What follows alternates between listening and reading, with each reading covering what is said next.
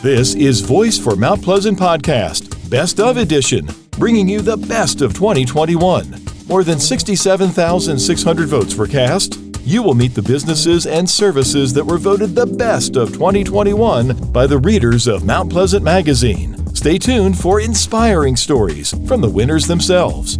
I am so excited, y'all. This is another special edition of Best of Podcasts. And we've got here a winner, voted one of the best animal shelters, Pet Helpers. So we're really excited to have you here, Natassia. And tell us a little bit about yourself, Natassia.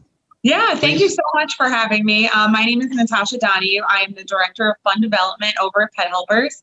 So my primary function, I kind of take care of all the fundraising, the fun, talking to people, just coordinating some media appearances, do a little bit of everything. But most importantly, I get to hang out with our wonderful cats and dogs. You know, you and I've talked, and we're here. We do things for one reason, and that's to help our four-legged residents, don't we? Exactly. Okay, and that is our main mission. Pet Helpers voted as one of the best pet adoption centers. So congratulations on that. Tell the viewers and the listeners about Pet Helpers, please. Sure, yes. And thank you so much to everyone in Mount Pleasant who voted for us. We are so grateful, and we truly could not continue our mission without the support of all of you. Pet Helpers was founded in 1978 by our amazing founder and current board president, Carol Linville. And our mission really is to save adoptable animals from euthanasia, provide resources to the community, and just serve as an advocate for all animals throughout the Low Country. One of the things that we are most known for is our adoption center. At any given time, we have more than 100 cats and dogs who are looking for their forever homes. In 2020, despite the pandemic and all of those challenges, we were still able to facilitate more than 1,000 adoptions. We save hundreds and hundreds of animals every month. We also have our spay and neuter clinic, which we provide low-cost vaccine clinics weekly, and we also provide low-cost spay and neuter surgeries. Natassia, you guys are known for your spay and neuter clinic, aren't you? That's one of your attributes there amongst many, but isn't that one of them? It very much is, and we are so fortunate. We have an incredible veterinary staff. We have a medical director, Dr. Meredith Jones, who's our staff veterinarian, and she's incredible. We have a full staff of veterinary technicians. We have front desk, and they really rock and roll, and they are moving along and helping people. We have our vaccine clinics on Tuesday, and you can see right now we are doing everything curbside because, health and safety is our top priority for our staff, for the public, and they are really just doing such an amazing job. Every day we thank them for the hard work that they do, because they are nonstop. I mean, they're here all day. People come up, they take their animals in, and people, I think one of the most encouraging things for us is that people do trust us. They recognize that we are giving the highest quality of care. Pet Helpers is a very notable and brand that everybody knows. So how has the pandemic changed, besides safety and health? Tell us some other things, how you've contributed to the community during this pandemic. As I said before, we do strive to be a resource to the community. So one of our programs that has been very active throughout the pandemic is our Pet Helpers Pet Food Bank.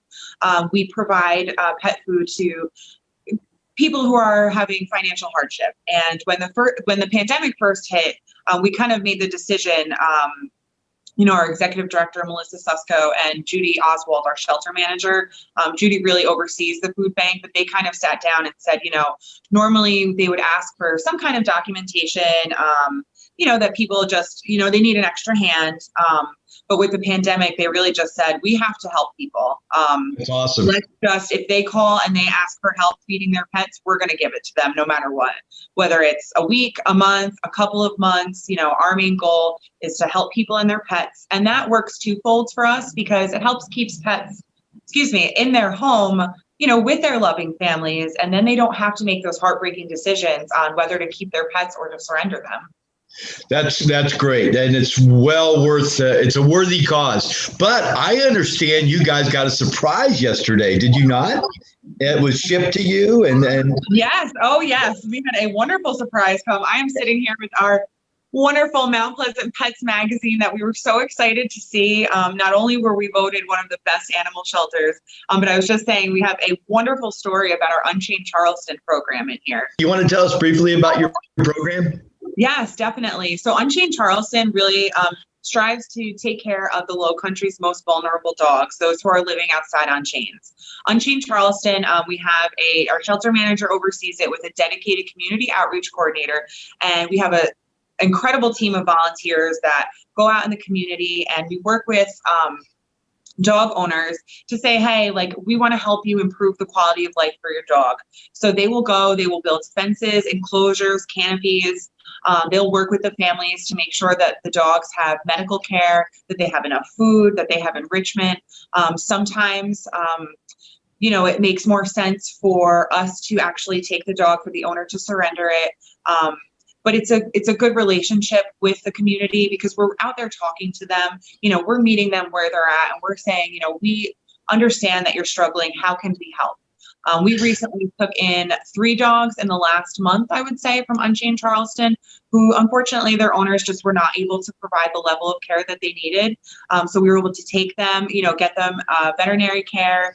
And we actually had one of them adopted a couple of weeks ago, Daisy. If anybody follows us on social media or e-newsletters, you would have seen her wonderful story. She went to a loving home. I want to see that cover again. Let's see that cover again. There you go. Thanks very much. We enjoy our relationship with Pet Helpers. Natassia, I've enjoyed meeting you and getting to know you, and I appreciate you spending time with us here on the Best of MP podcast. Yes, thank you so much to you, and thank you so much to all of Mount Pleasant.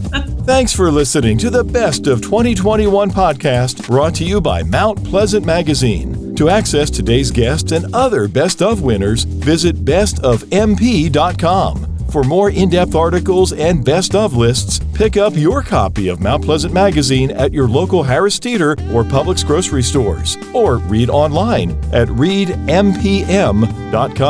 The Best of Mount Pleasant, brought to you by Mount Pleasant Magazine and our readers.